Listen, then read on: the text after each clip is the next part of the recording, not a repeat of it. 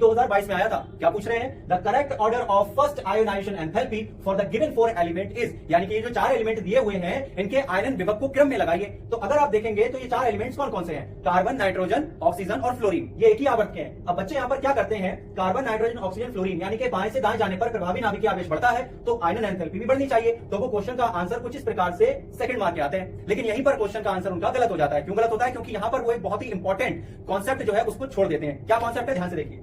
यहां पर अगर आप देखेंगे कि नाइट्रोजन का जो इलेक्ट्रॉनिक विन्यास है उसमें नाइट्रोजन के इलेक्ट्रॉनिक विन्यास में p में 3 इलेक्ट्रॉन है, यानी कि ये हाफ फिल्ड इलेक्ट्रॉनिक विन्यास है। और इस प्रकार का इलेक्ट्रॉनिक विन्यास ऑक्सीजन अपना इलेक्ट्रॉन आसानी से दे सकता है क्योंकि एक इलेक्ट्रॉन त्यागने के बाद उसका इलेक्ट्रॉनिक विन्यास कुछ इस प्रकार से हो जाएगा। लेकिन नाइट्रोजन कभी अपना इलेक्ट्रॉन आसानी से नहीं देगा क्योंकि एक इलेक्ट्रॉन त्यागने के बाद उसका अर्धभरित यानी कि जो हाफ फिल्ड कॉन्फिगरेशन है वो टूट जाएगा। इसीलिए यहां पर हमारा आंसर जो होगा वो होगा ऑप्शन नंबर 3, ये वाला नहीं होगा, क्योंकि नाइट्रोजन की जो आयरन एंथैल्पी है वो ऑक्सीजन से ज्यादा होगी। क्यों होगी ज्यादा? क्योंकि उसका इलेक्ट्रॉनिक विन्यास जो है वो हाफ फिल्ड है। ठीक है।